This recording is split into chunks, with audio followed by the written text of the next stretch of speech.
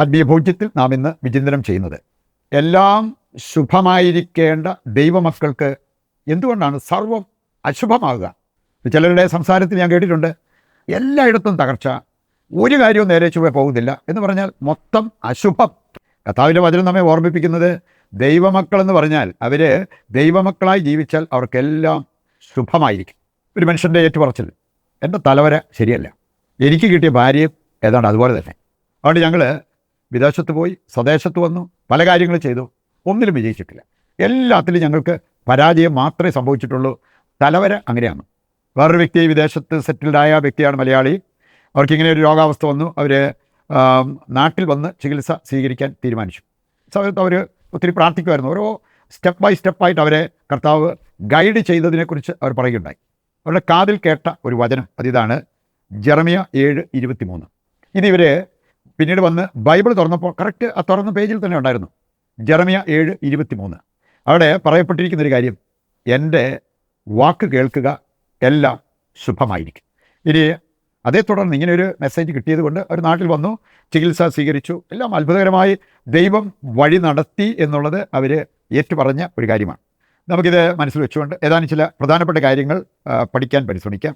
ഒന്നാമത്തെ കാര്യം, ദൈവമക്കൾ ഗതികെട്ടവരോ അതോ ഗതി പിടിക്കേണ്ടവരോ?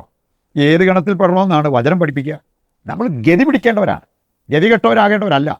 ഗതികെട്ടവരായെങ്കിൽ അതിൻ്റെ പിന്നിൽ എന്തെങ്കിലും ഒരു കാരണം ഉണ്ടാകും. അത് മനസ്സിലാക്കി അത് തിരുത്താൻ തയ്യാറാകുമ്പോൾ ഗതി പിടിക്കാൻ തുടങ്ങും എന്നുള്ളത് കർത്താവിൻ്റെ വചനം നമ്മെ പഠിപ്പിക്കുന്നുണ്ട്. നിയമാവർത്തനം 4-ാം അധ്യായം 7 മുതൽ വായിക്കുമ്പോൾ അവിടെ പറഞ്ഞിരിക്കുന്നൊരു കാര്യം, നമ്മുടെയൊക്കെ ഒരു പ്രിവിലേജ്, അവകാശം, ദൈവത്തെ വിളിക്കുമ്പോൾ ഇത്രമാത്രം ആ വിളിക്കുന്നവരുടെ അടുത്ത് നിന്ന് അവരെ കേട്ട് അനുഗ്രഹിക്കുന്ന മറ്റൊരു ശ്രേഷ്ഠ ജനതയുണ്ടോ? അങ്ങനെ ഒരു ഗണത്തിൽപ്പെട്ടവരാണ് ദൈവമക്കളായി നമ്മൾ. ആ ദൈവത്തിൻ്റെ സാന്നിധ്യം അനുഭവിക്കുകയും ആ ദൈവത്തെ ഒന്ന് വിളിച്ചപേക്ഷിക്കുകയും നമ്മൾ നേരായ രീതിയിൽ ജീവിക്കുകയും ചെയ്തു കഴിഞ്ഞാൽ എല്ലാം ശുഭമായിരിക്കും എന്നുള്ളത് കർത്താവ് നമ്മെ പഠിപ്പിക്കുന്നു. 2 ദിനവൃത്താന്തം 16:9. ദൈവത്തിന് മുമ്പാകെ നിഷ്കളങ്കനായി ജീവിക്കുന്നവർക്ക് വേണ്ടി ശക്തി പ്രകടിപ്പിക്കാൻ ദൈവം ഈ ഭൂമിയിൽ ഉടനീളം ദൈവത്തിൻ്റെ കണ്ണുകൾ പാഞ്ഞു നടക്കുകയാണ്. അങ്ങനെയുള്ള വ്യക്തികളെ കണ്ടാൽ അവരുടെ മുമ്പിൽ ശക്തി പ്രകടിപ്പിക്കാൻ. അവിടെ നമ്മളെ സംബന്ധിച്ചിടത്തോളം നമുക്ക് തെറ്റുപറ്റാതിരുന്നാൽ ദൈവം നമ്മുടെ കൂടെ നിന്ന് എല്ലാം ശുഭമാക്കും എന്നുള്ളത് മനസ്സിലാക്കിയിരിക്കാം. ജെറമിയ 33 3-ാമത്തെ വചനം പറയുന്നതോ, എന്നെ വിളിക്കുക, ഞാൻ നിൻ്റെ പ്രാർത്ഥന കേൾക്കും, ഞാൻ നിന്നെ അനുഗ്രഹിക്കും എന്നുള്ളത് ഈ വചനം നമ്മെ ഓർമ്മിപ്പിക്കുക. ജെറമിയ 20:11 വായിച്ചാലോ, ദൈവത്തിന് നമ്മെക്കുറിച്ചുള്ള പദ്ധതി നമ്മുടെ നന്മയ്ക്ക് വേണ്ടിയുള്ളതാണ്, ശുഭമായ ഭാവിയും പ്രത്യാശയും നൽകുന്ന പദ്ധതി. അതിനകത്ത് ദൈവം അനുവദിക്കുന്ന ഏത് കാര്യവും ഇന്നല്ലേ നാളെ നമ്മുടെ നന്മയ്ക്ക് വേണ്ടി എന്നുള്ളത് കർത്താവ് തെളിയിച്ചിരിക്കും എന്നുള്ളത് നാം മനസ്സിലാക്കിയിരിക്കണം. മറ്റൊരു കാര്യം, രണ്ടാമതായി നമ്മൾ ചിന്തിക്കുന്നത്, ഈ ഗതി പിടിക്കാൻ കർത്താവിൻ്റെ കൽപ്പനകൾ നമ്മൾ പാലിക്കുന്നവരായി മാറണം. അതില്ലാത്തതാണ് ഗതി പിടിക്കാത്തതിൻ്റെ മെയിൻ കാരണം. കർത്താവിൻ്റെ കൽപ്പനകൾ പാലിക്കുന്നവരായി മാറണം. നിയമാവർത്തനം 4:1, നിങ്ങൾ ജീവിക്കേണ്ടതിന് കർത്താവിൻ്റെ കൽപ്പനകളും ചട്ടങ്ങളും പാലിക്കുക. നിയമാവർത്തനം 4:6, ജ്ഞാനികളും വിവേകികളുമായി മാറാൻ നിങ്ങൾ ചെയ്യേണ്ടതെന്നാണ് കർത്താവിൻ്റെ കൽപ്പനകൾ പാലിക്കുന്നവരായി മാറുക. 4:40 വായിച്ചാലോ, നിയമാവർത്തനം 4:40, നിങ്ങൾ, നിങ്ങളുടെ കുടുംബാംഗങ്ങൾ, മക്കൾ, വരും തലമുറ എല്ലാവരും അനുഗ്രഹിക്കപ്പെടാൻ ദൈവത്തിൻ്റെ കൽപ്പനകളും ചട്ടങ്ങളും പാലിക്കുന്നവരായി മാറുക. നിയമാവർത്തനം 6 മുതൽ വായിച്ചാലോ, അവിടെ പറഞ്ഞിരിക്കുന്നത് ഈ നിയമങ്ങളും കൽപ്പനകളും ചട്ടങ്ങളും നിങ്ങൾ പഠിക്കുകയും മറ്റുള്ളവരെ പഠിപ്പിക്കുകയും ചെയ്യുക. നിങ്ങളുടെ മക്കളെയൊക്കെ പഠിപ്പിക്കണം എന്ന് പറഞ്ഞിരിക്കുന്നത് കാണാൻ പറ്റും. 28-ാം അധ്യായം നിയമാവർത്തന പുസ്തകം 28:13 വായിച്ചാൽ, കൽപ്പനകളും ചട്ടങ്ങളും പാലിക്കുന്നവർക്കൊരിക്കലും അധോഗതി വരില്ല. നമ്മൾ ഗതി പിടിക്കാതെ പോയെങ്കിൽ അതിൻ്റെ പ്രധാനപ്പെട്ട കാരണം ദൈവത്തിൻ്റെ കൽപ്പനകളും ചട്ടങ്ങളും നമ്മൾ പാലിക്കുന്നതിൽ വീഴ്ച വരുത്തിയതാണ്. അവസാനമായിട്ട് നമുക്ക് ഗതി പിടിക്കാൻ എന്താ ചെയ്യേണ്ടത്? നമ്മൾ ദൈവത്തിങ്കിലേക്ക് തിരിയണം, ദൈവത്തിങ്കിലേക്ക് നോക്കണം. അങ്ങനെയുള്ളവർക്ക് ഗതി പിടിക്കും എന്നുള്ളത് കർത്താവിൻ്റെ വചനം നമ്മെ ഓർമ്മിപ്പിക്കുന്നു. സങ്കീർത്തനം 34:5 പറയുന്നത് എന്താ? അവനെ നോക്കിയവർ പ്രകാശിതരായി.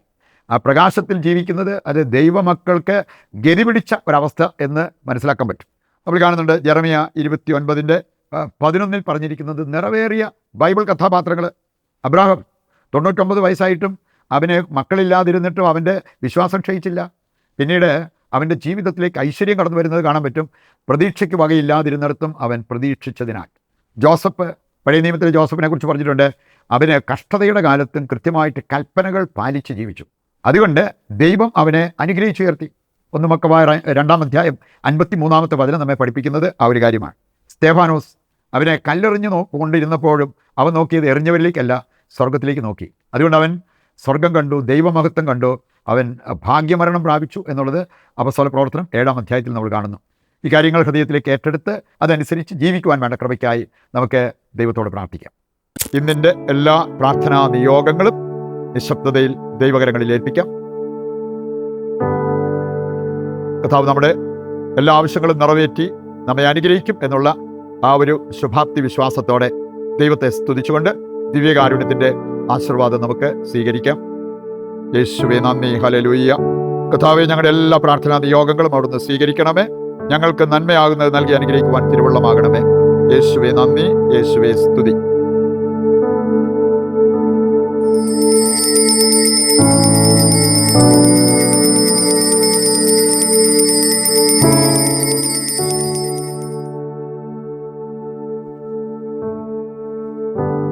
മറ്റൊരു എപ്പിസോഡുമായി നാളെ വീണ്ടും നമുക്ക് ഒന്നിക്കാം. ദൈവം നിങ്ങളെ സമൃദ്ധമായി അനുഗ്രഹിക്കട്ടെ.